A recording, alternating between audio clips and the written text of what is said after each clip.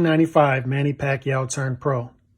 26 years later, Pacquiao's career is still going strong, still fighting the top competition in his division. And over the 26-year period, he's faced many top opponents, been in many top fights, and has continued to climb the all-time pound-for-pound rankings. Today, we'll explore the top 10 victories in Manny Pacquiao's career. Number 10, Keith Thurman. On July 20th, 2019, Manny Pacquiao faced off against 29-0, undefeated Keith Thurman, a top welterweight.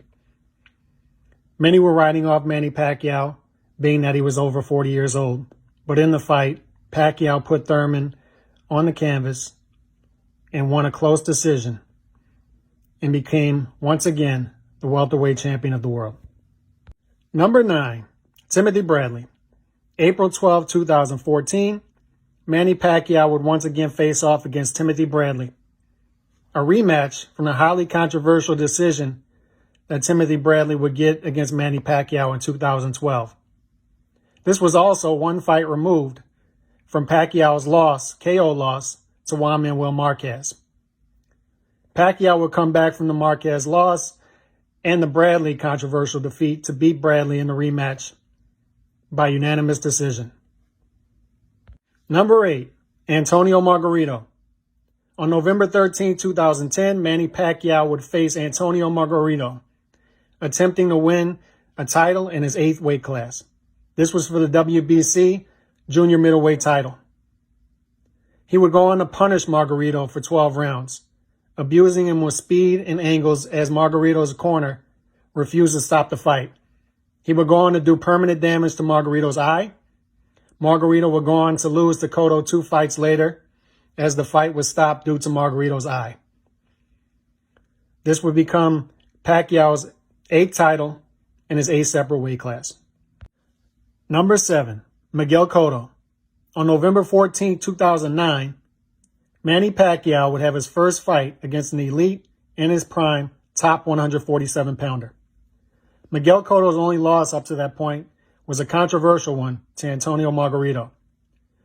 Pacquiao would go on to batter Cotto on his way to a 12th round stoppage. Cotto would have his moments early in the fight, but from the fourth round on, Pacquiao's speed and angles would be too much for the slower, bigger Cotto. This fight would solidify Manny Pacquiao, the smaller fighter, as a legit welterweight. Number 6, Ricky Hatton. On May 2nd, 2009, Manny Pacquiao would face 45-1 Ricky Hatton. Hatton's only loss up to that point was to Mayweather by a 10th round TKO. Hatton was coming off of 2 straight wins since the Mayweather loss. At the end of the second round, Pacquiao would land an earth-shattering left hand that would turn Pacquiao craze into a Pacquiao frenzy. In one of the most brutal knockouts of our era, Ricky Hatton's face would plant on the ground and Manny Pacquiao's hands would lift to the air. Number 5, Erik Morales 3.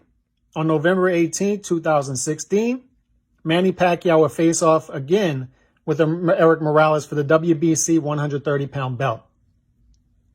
This was the 3rd fight between the 2 rivals, their 3rd fight in less than 2 years, the rubber match from the previous 2 fights that were split between the 2 fighters.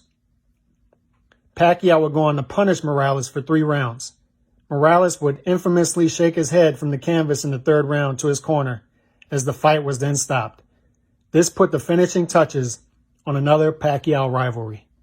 Number 4, Erik Morales 2. On January 21st, 2006, Pacquiao and Morales would run it back from the fight in 2005 where Morales would win a close decision against Pacquiao. Morales was coming off of a loss to Zahir Rahim a couple months prior, but as expected, he would once again elevate his game for Manny Pacquiao. Pacquiao would go on to avenge his loss from a year prior to Erik Morales. This was a close fight on the cards through 9 rounds, but the fight would be stopped in the 10th round, and Pacquiao would get his revenge against Erik Morales. Number 3, Juan Manuel Marquez 2. This fight took place March 15, 2008 for the WBC 130-pound title. This was 4 years after the initial debated draw between Marquez and Pacquiao. In between these two fights, Pacquiao would face Morales 3 times, Marco Antonio Barrera a 2nd time, and Jorge Solis, which signifies how tough Pacquiao's strength of schedule would be. Pacquiao would go on to win a split decision 112-115, 115-112, 114-113, and would strike his first blow against Juan Manuel Marquez in what would turn out to be a fierce 4-fight rivalry. Number 2, Marco Antonio Barrera.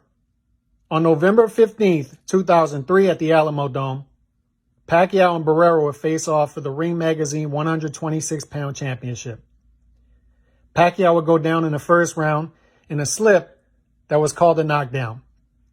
Barrera would go down in the 3rd and 11th rounds, and the fight would be waved off in the 11th round, TKO victory for Manny Pacquiao. Pacquiao was ahead big on the scorecards and separated himself from Barrera in this fight.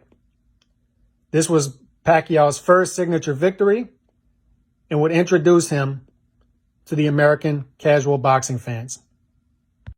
Number 1, Oscar De La Hoya.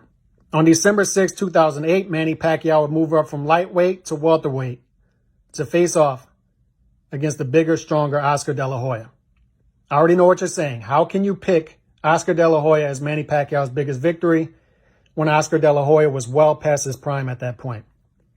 What people seem to forget is that when the opening bell sounded, Oscar De La Hoya was an over 3-1 betting favorite against the younger, smaller Manny Pacquiao.